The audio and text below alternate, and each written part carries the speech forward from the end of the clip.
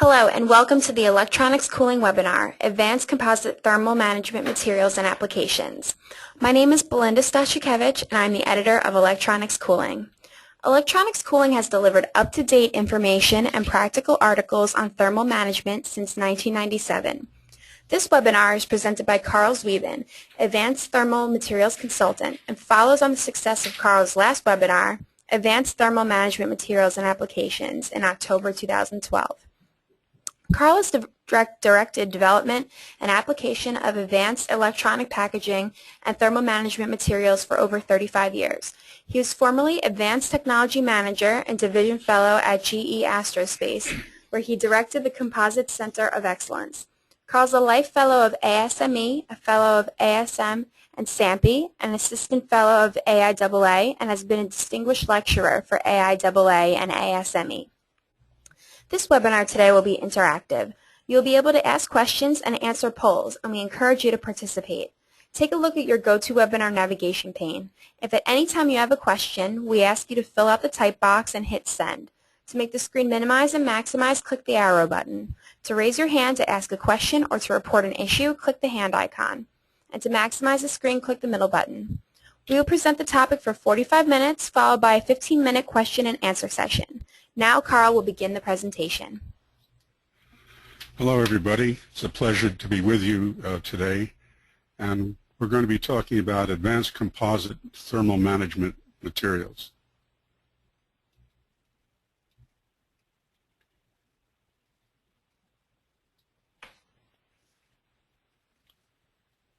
Sorry, I'm having a bit of difficulty with my slides. I don't seem to want to advance.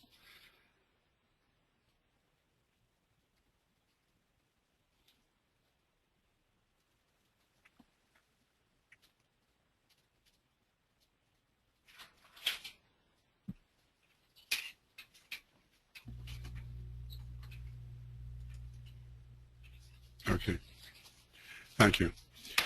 We're going to start with a brief introduction, then we'll take a look at traditional thermal management materials for our baseline, then go on to advanced composite thermal management materials. Following that, we'll take a look at some application of these materials in electronics and photonics, and after that we'll take a look at an approach to introducing these materials, or at least considering these materials in your applications.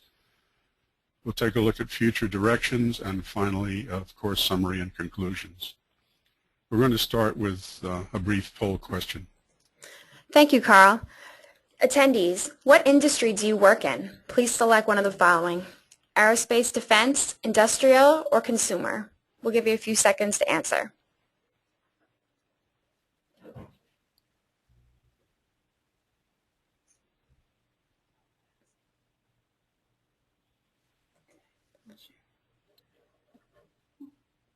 Okay, and we have about divided between the three. Back to you, Carl. So let's take a look at some introductory remarks. As Belinda mentioned, there was a previous webinar on advanced thermal materials. We had more detailed coverage of the basic issues, so I'm briefly going to summarize them here. Reducing size, weight, and power, abbreviated SWAP, is a key driver for both aerospace and consumer applications. Thermal management is a critical issue in achieving the SWAP goals, and of course materials play a key role in meeting the thermal goals.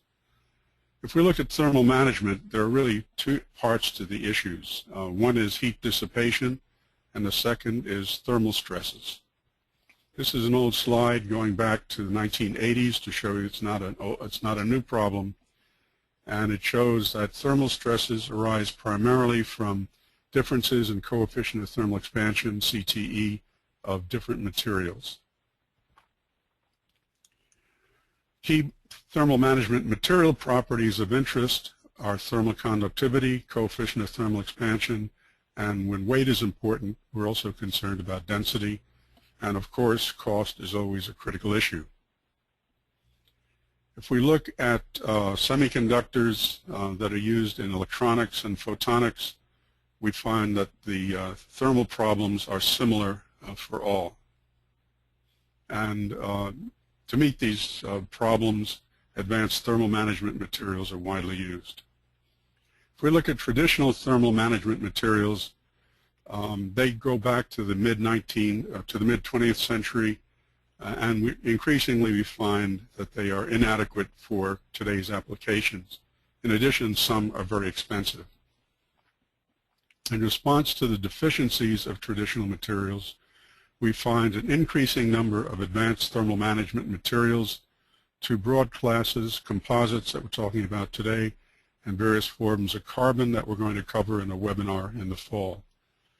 They have some general characteristics: high thermal conductivities, of course, low CTEs, coefficients of thermal expansion, low densities. They are at various stages of development, from R&D to high volume production. And we find that some are actually cheaper than traditional thermal management materials.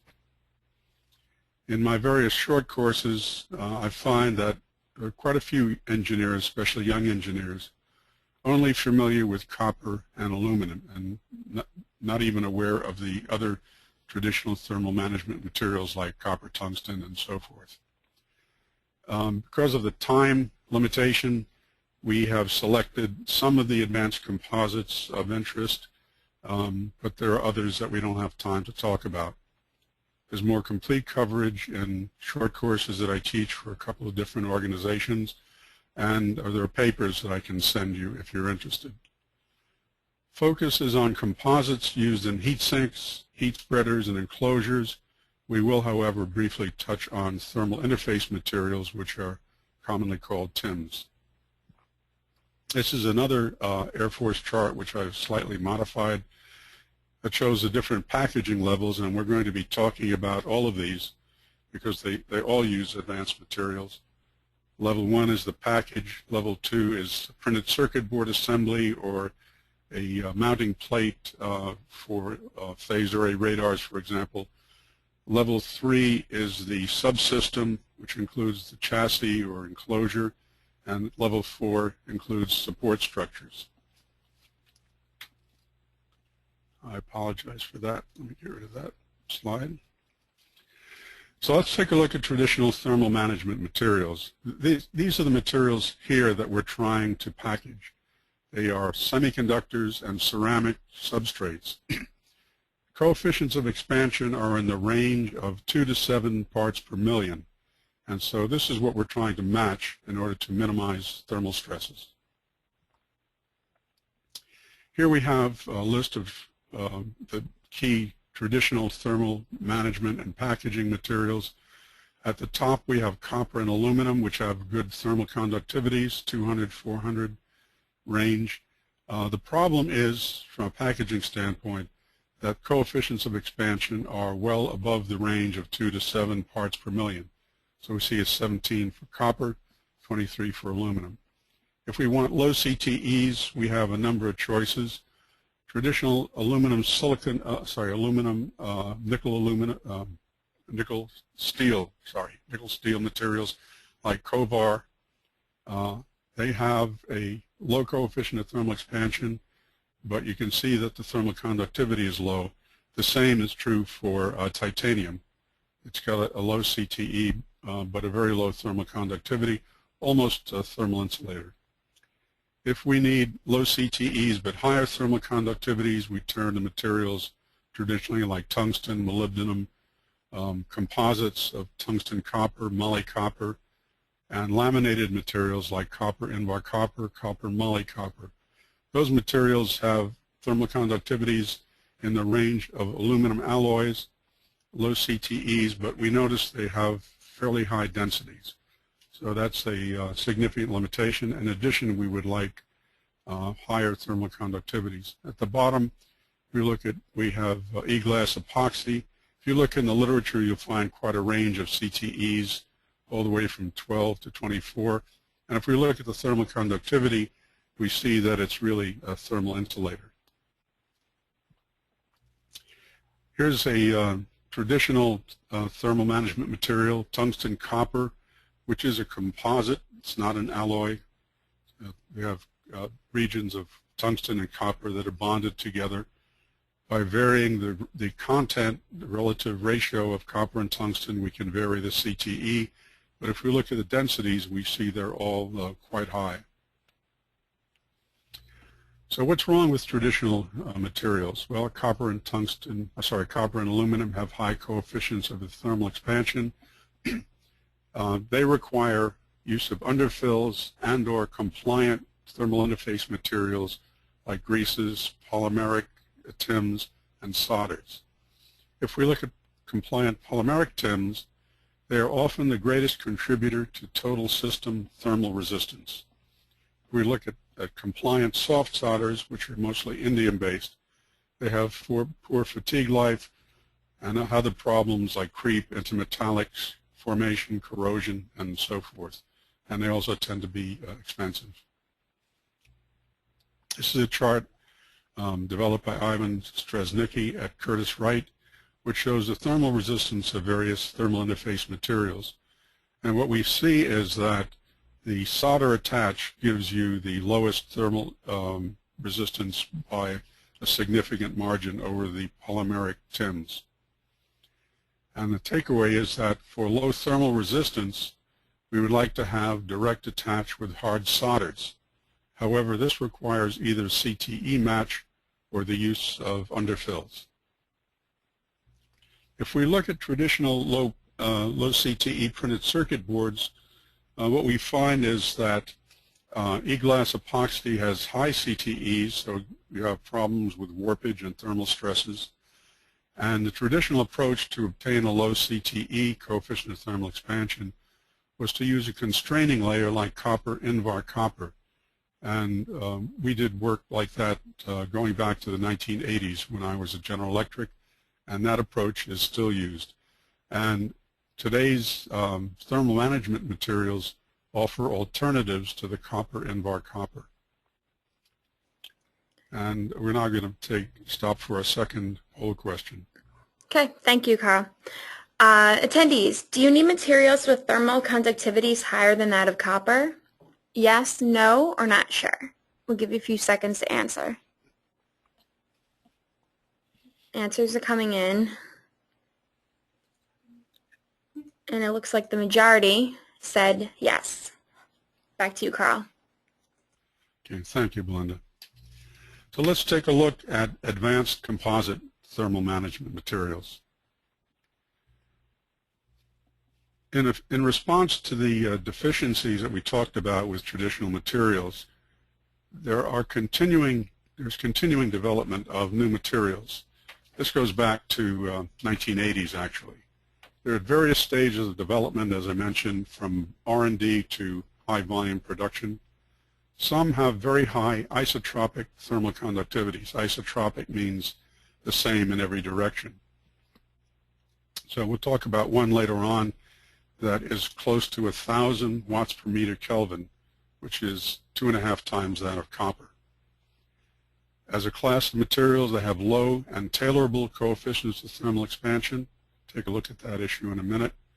They allow direct solder attach, and they generally have lower densities than copper.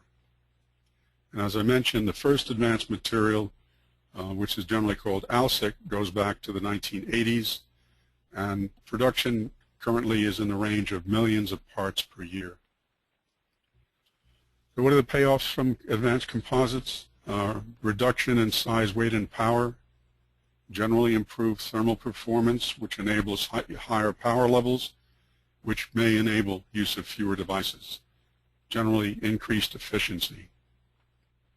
We also get reduced thermal stresses and warpage because of the CTE match, coefficient of thermal expansion match. Reliability is improved. Possibly we can eliminate use of an underfill, which is usually used to account for differences in CTEs. I'll show you one example of reduced electromagnetic emissions. Increased manufacturing yield, we don't have time to talk about that, but basically we're reducing thermal stresses and warpage.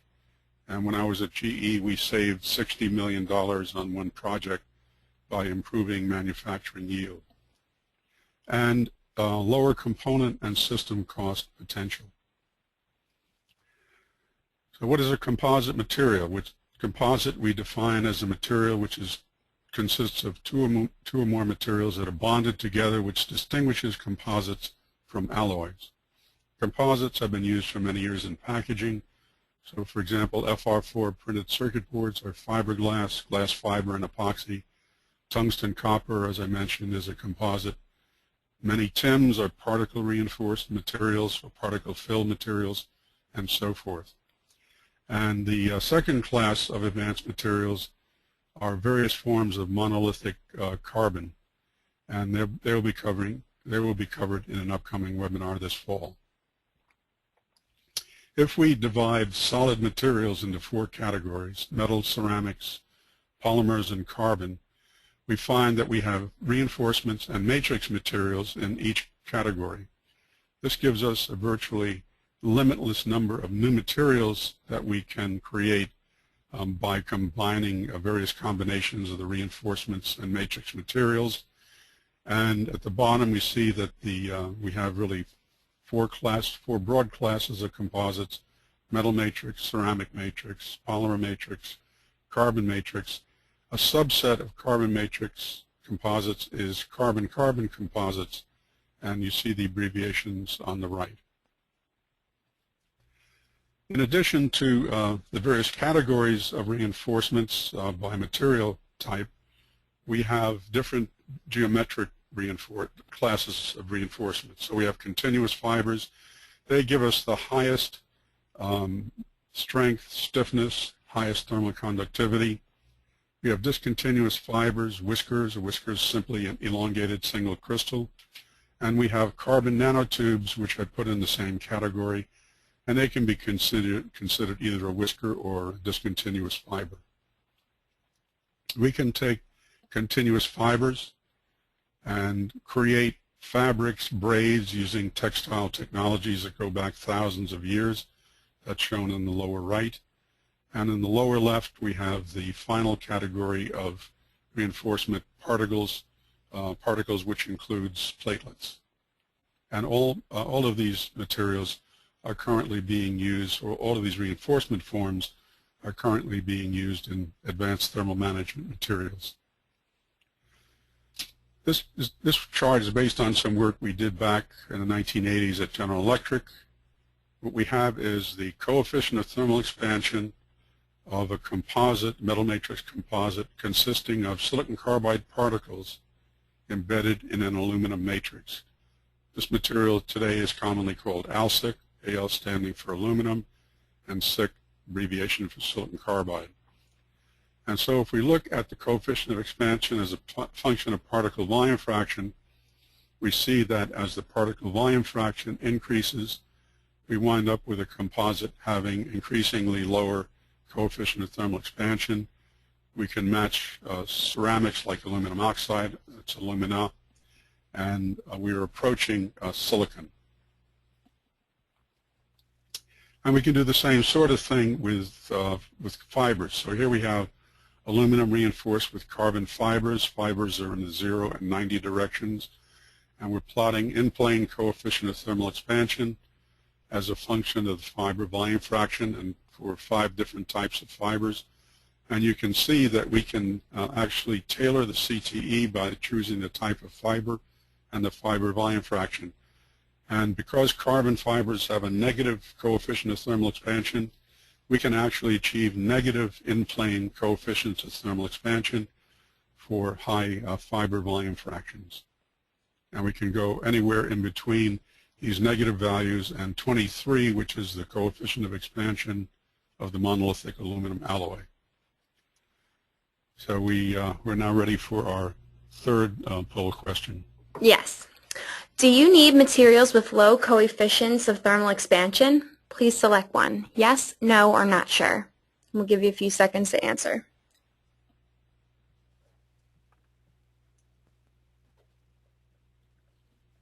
Okay. And majority said yes. Back to you, Carl. Thank you, Belinda. Let's take a closer look at silicon carbide particle reinforced aluminum, because this is the first of the advanced composite materials and it's now very well established in the industry. So looking back, I think, is useful. The first work on the use of AlSiC in thermal management, which goes back to the 1980s, and that was done by my group at General Electric. AlSiC is now in widespread use in both commercial and aerospace applications, and millions of piece parts are manufactured each year. And there are an increasing number of articles in the last few years on use of AlSiC in various electronic and photonic applications. The first materials were made by a powder metallurgy process. There are now several other processes that have been developed, and there are a number of manufacturers, as we'll see. Some processes are what we call net shape, which means they require no machining. So obviously has an advantage. And reportedly, actually I've received actual quotes showing that the AlSiC parts are significantly cheaper than tungsten copper and moly copper, as well as being lighter. One type reportedly is cheaper than copper, and so obviously there's some financial incentive to look at these materials. And as we'll see in a minute, in one application, IGBT modules, there was a paper which says that the use of AlSiC eliminated the solder joint failure that was found with copper substrates and copper base plates, sorry. And that increased the lifetime from 10 to 30 years. So here is a slide from that presentation from Oitpek and Infineon.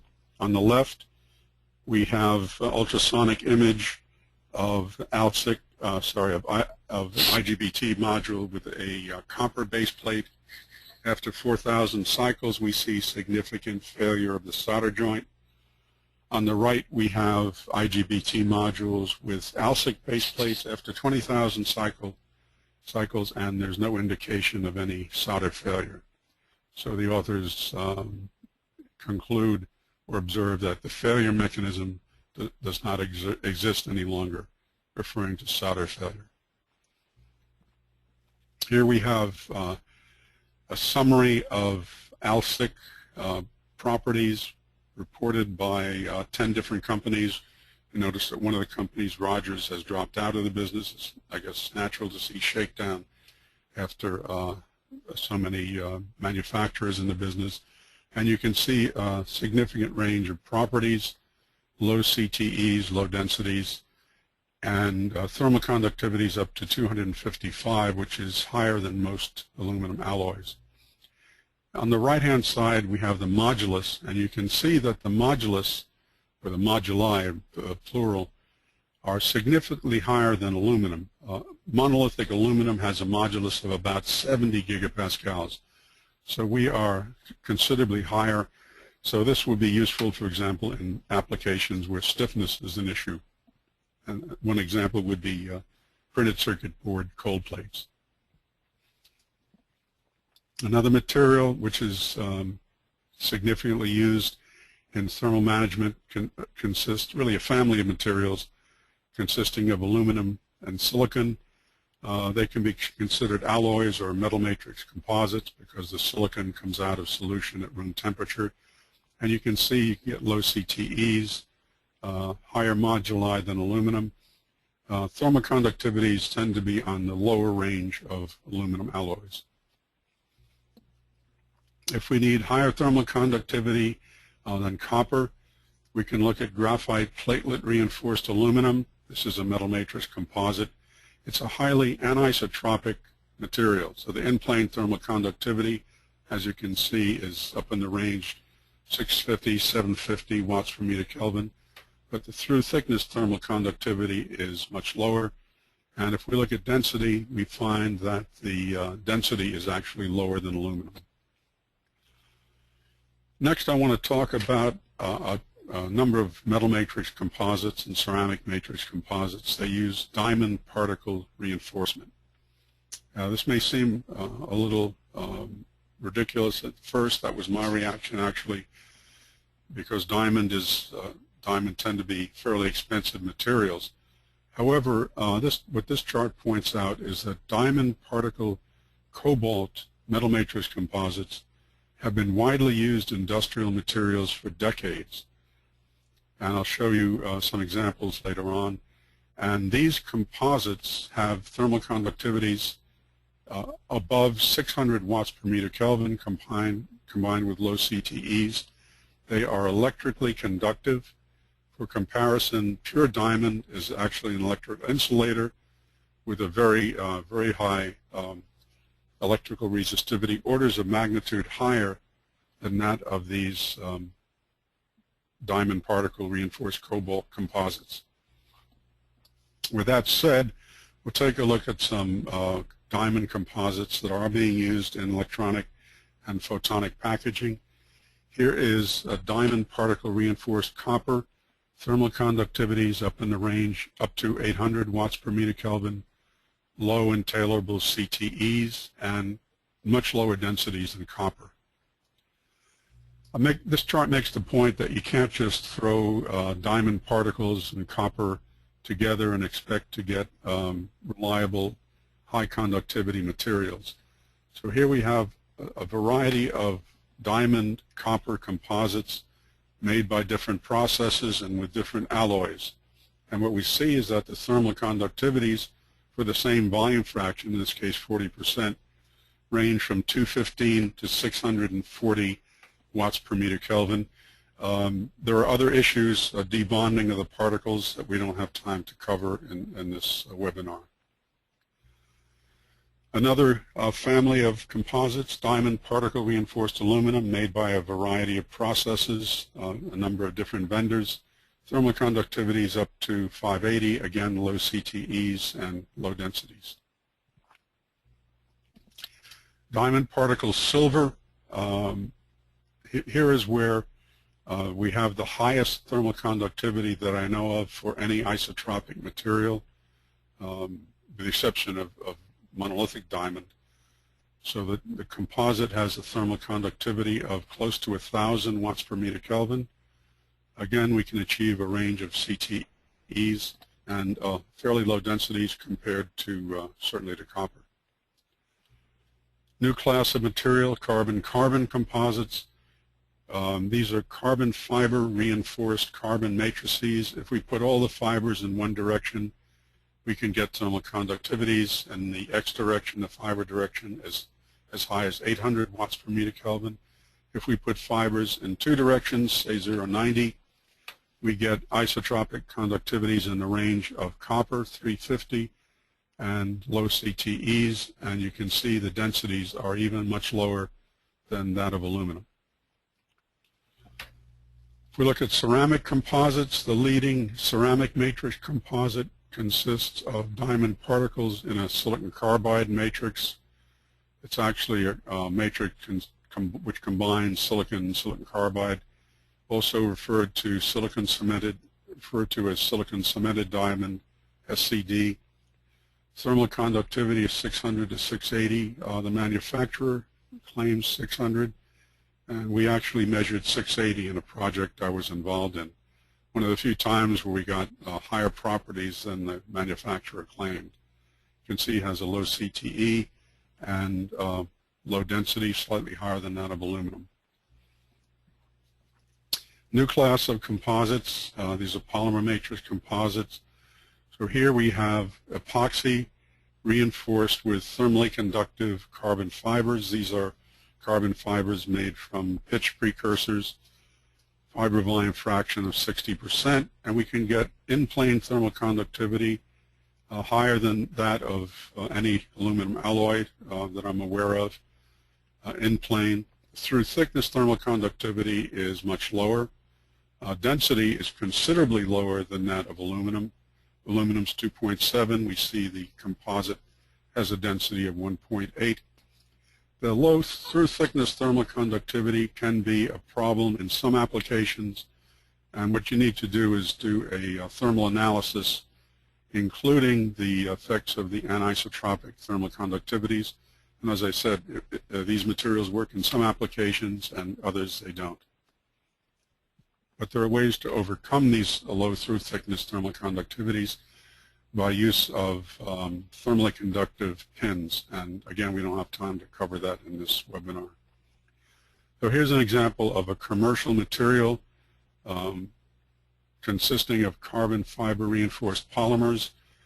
The trade name is Stable Core, and these are used primarily as constraining layers to reduce the coefficient of expansion of fiberglass printed circuit boards. As you recall, I mentioned that our copper laminates were used as constraining layers, or have been used as constraining layers for many years. So here we have a low density replacement, and some versions have fairly good thermal conductivities in the range of aluminum alloys. And if we go back one slide, if we were to use this material, we would have even higher thermal conductivity. If we look at discontinuous carbon fiber reinforcement, here we have an injection molding compound. It's a liquid crystal polymer reinforced with discontinuous carbon fibers, and we see a thermal conductivity considerably lower than we can get with continuous fibers. It's only around 20 watts per meter Kelvin, much lower density. However, the ability to injection mold this material is a significant advantage from a manufacturing standpoint. And we also notice that it has a low density. And it's time for, I think this is our final poll question. Yes, it is. Is weight or mass important in your applications? Yes, no, or not sure? We'll give you a few seconds, to answer the question. Okay, and the majority said yes again. Back to you, Carl. So having looked at the properties of a selected variety of advanced composite thermal materials, let's take a look at some applications. And we'll start with microelectronic applications. Later on we'll consider photonic or optoelectronic applications. And we're going to look at the various packaging levels that we talked about on that Air Force slide, starting with packages. So here are some traditional metal matrix composite components. The material here is molybdenum copper, and this just makes the point that these materials have been widely used going back to the mid-20th century. I talked about diamond particle reinforced composites. On the right we have drill bits, which are made of diamond particle reinforced cobalt. This is the what's often called polycrystalline diamond. Again, it's electrically conductive because of the cobalt. On the left, we have a diamond particle reinforced copper grinding wheel blank. So grinding wheels, diamond particle reinforced grinding wheels of various types have been used, again, for many decades. And these are all commercial applications. So the point here is that if diamond composites can be cost-effective in commercial applications, they certainly merit consideration in at least high-end packaging. So looking at advanced materials, this is the first ASSIC module on the right. We were trying to replace Covar, a nickel-iron alloy, and we could achieve basically a 65% weight reduction and a 10x improvement in thermal conductivity versus Covar.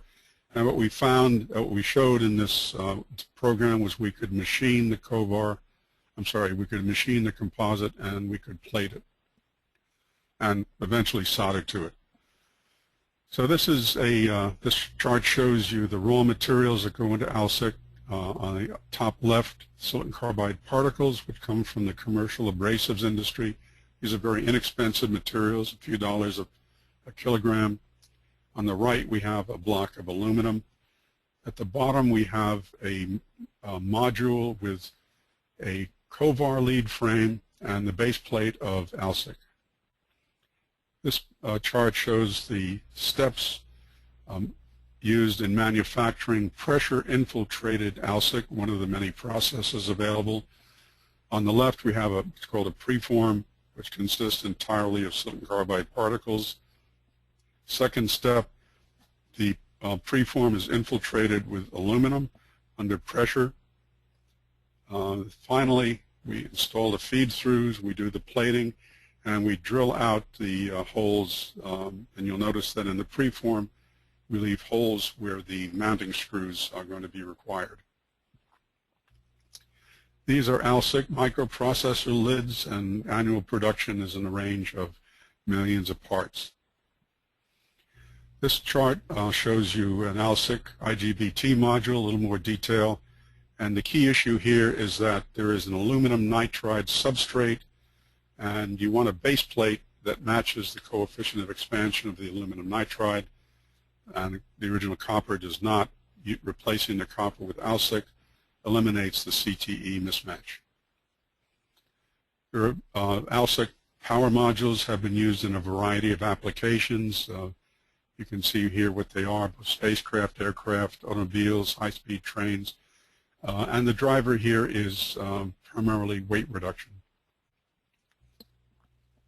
New material, here we have composites, metal matrix composites, consisting of aluminum reinforced with discontinuous carbon fibers, and they have a significant weight savings over other materials with thermal conductivities in the range of aluminum alloys.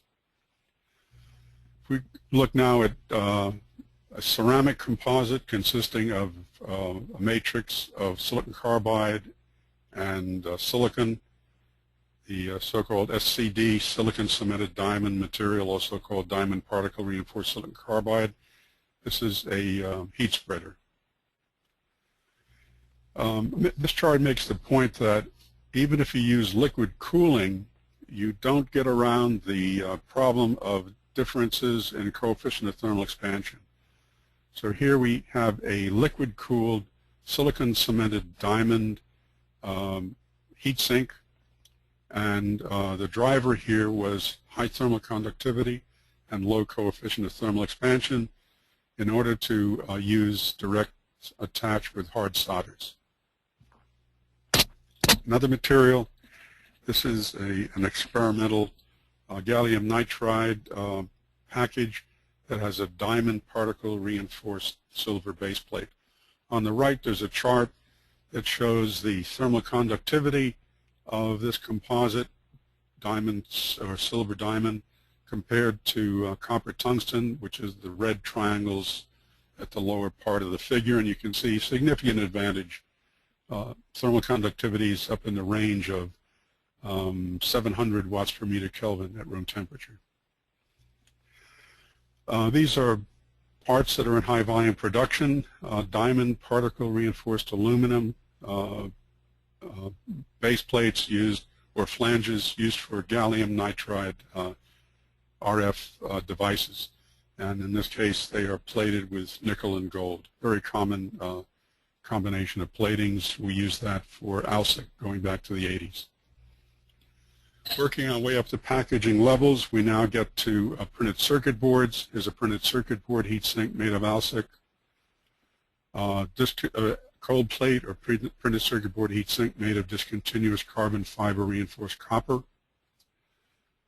Continuous carbon fiber reinforced epoxy cold plate.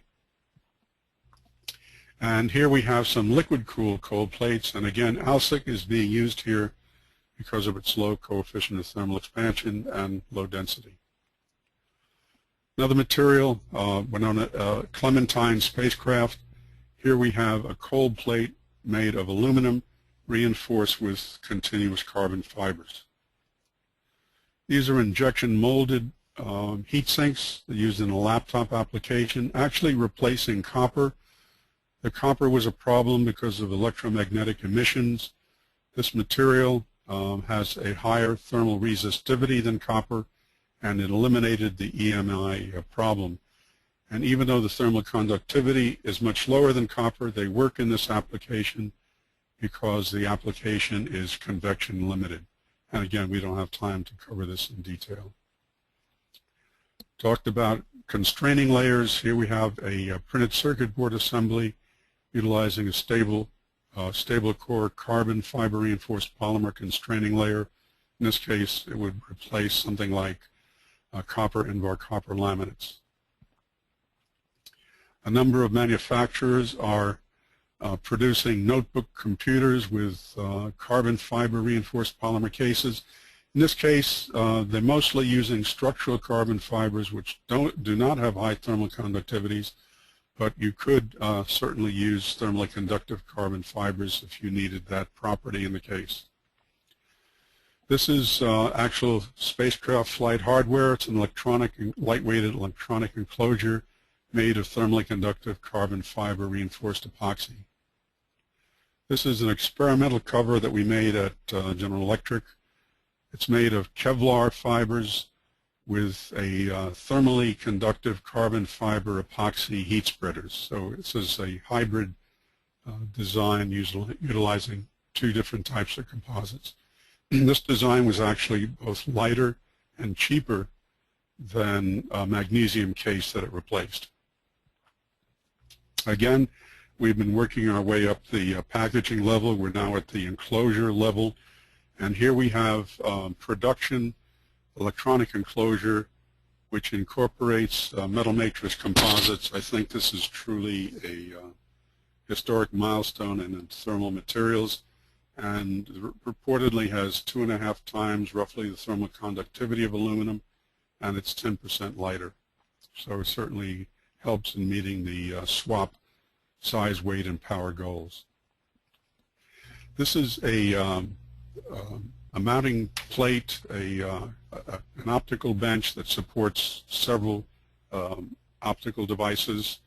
The bench is a heat path, so we need thermal conductivity, and in this case we use thermally conductive carbon fibers and epoxy.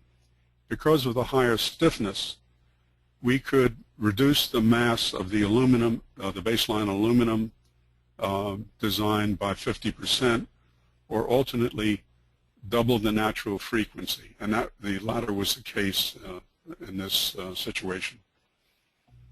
Let's take a look now at photonic applications and thermoelectric applications. These are the first photonic packages that were produced. These are for laser applications, and these, the first ASSIC photonic packages, again, going back to the 1980s. This is diamond particle reinforced copper. It's used in diode laser packages, and these have been in production for quite a few years.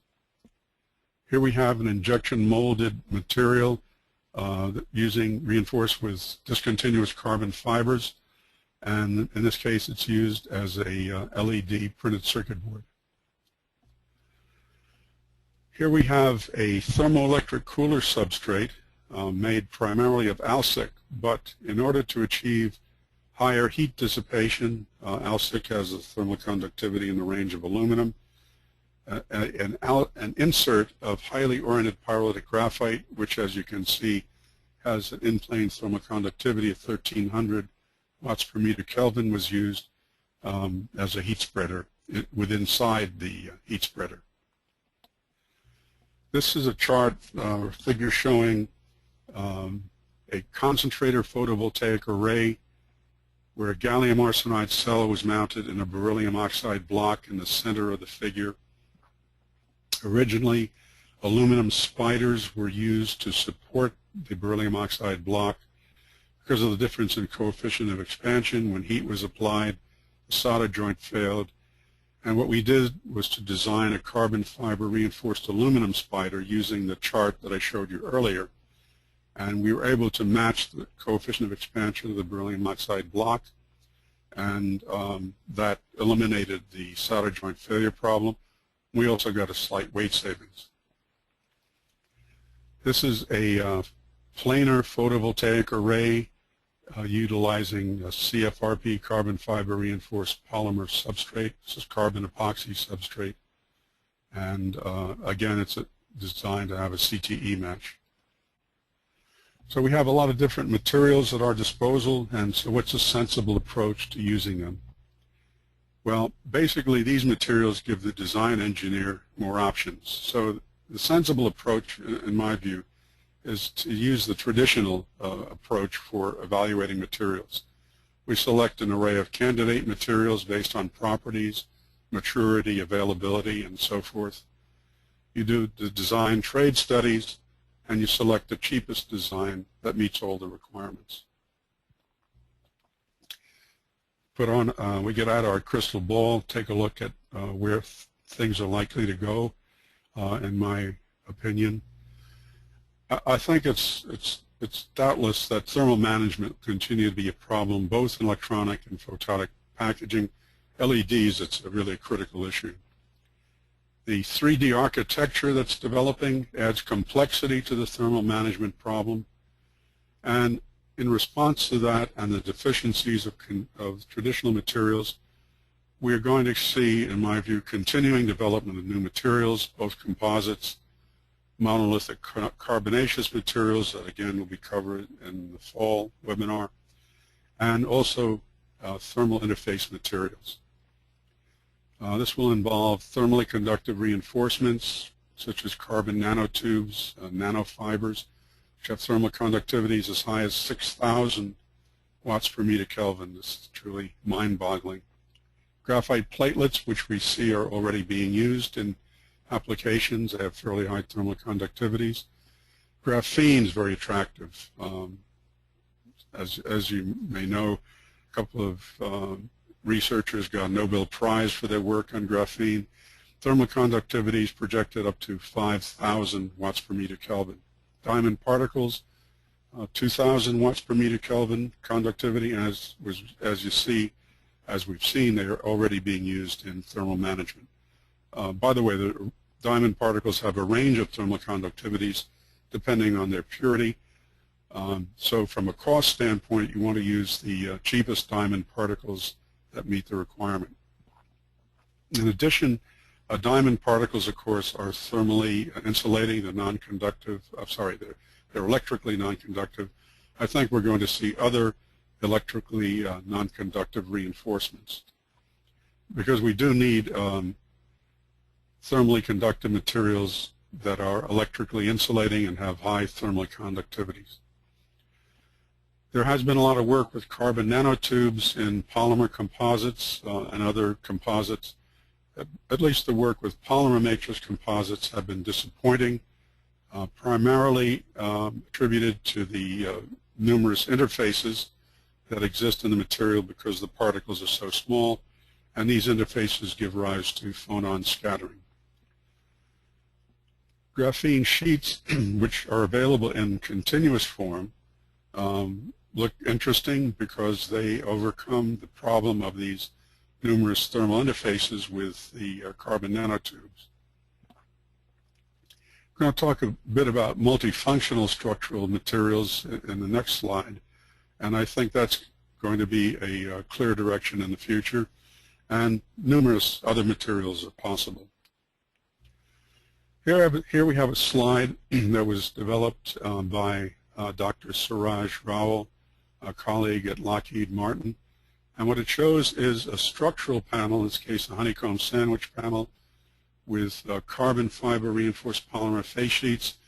But in that structural panel, we have embedded electronic circuits, copper polyimide or copper-plated polyimide circuits, multi-chip modules, and so forth. So here we have a multifunctional material, which is a structural panel, which has embedded in it electronic devices.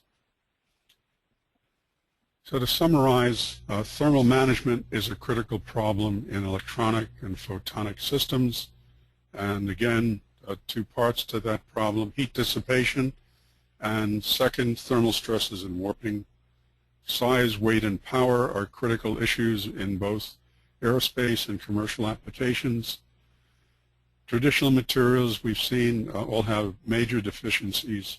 In response to that, we see an increasing number of advanced composite materials, conductivities up to 1,000 watts per meter Kelvin, isotropic, low and tailorable CTEs, low densities, and we've seen that some are actually cheaper than traditional materials, and applications are steadily increasing. Finally, if we look at the history of technology, these new materials go back, say, 25 years, and in the history of technologies, that's just in the blink of an eye. So I think it's truly the case that we are in the very early stages of a thermal materials revolution. So with that, I will throw the floor open to questions. Okay. Thank you so much, Carl. We would like to have a call for final questions. Please enter any last questions you may have in the navigation pane. We've received quite a few inquiries on where to get additional information on this topic. There's a vast amount of content found on our website, www.electronics-cooling.com. You can also email us at info@electronics-cooling.com with specific needs, and we can direct you accordingly. Carl, here's a question for you. Are the carbon fibers used in aircraft like the Boeing 787 thermally conductive? Excellent question. The answer is no. Carbon fibers used in most aircraft and other structural applications are made from polyacrylonitrile precursors. Polyacrylonitrile, usually abbreviated PAN. So these PAN-based carbon fibers have relatively low thermal conductivities. And that's actually been a problem in some of these advanced aircraft, because traditionally the aluminum structure has been used as a heat sink, but you can't do that with the structural carbon fibers. However, there are thermally conductive carbon fibers made from coal tar pitch and petroleum pitch, and also by a chemical vapor deposition process. And these thermally conductive fibers are radically different from the ones used in structural aircraft. Okay. Here's another question. To what do you attribute the success of ASSIC?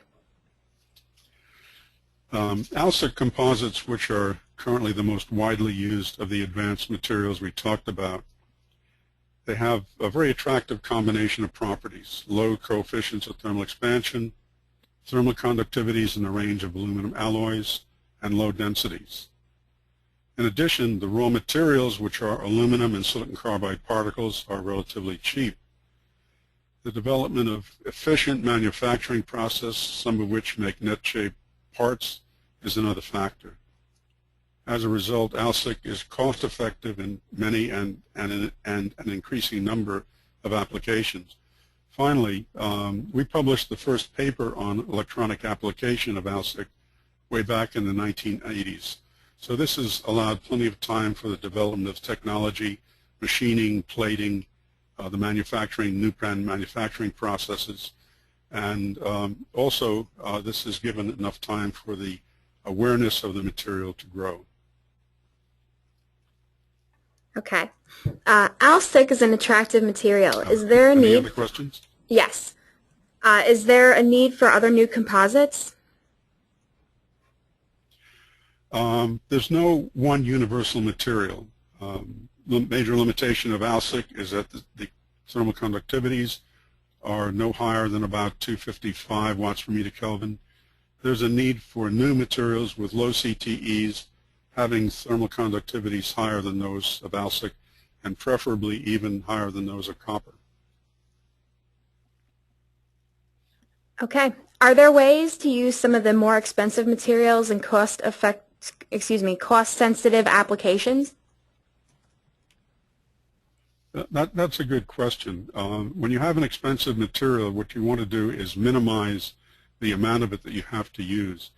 And a good example of one approach is the thermoelectric cooler substrate that I showed earlier on, where the design incorporated highly oriented pyrolytic graphite, which is a fairly expensive material, embedded in the cheaper material, ASSIC.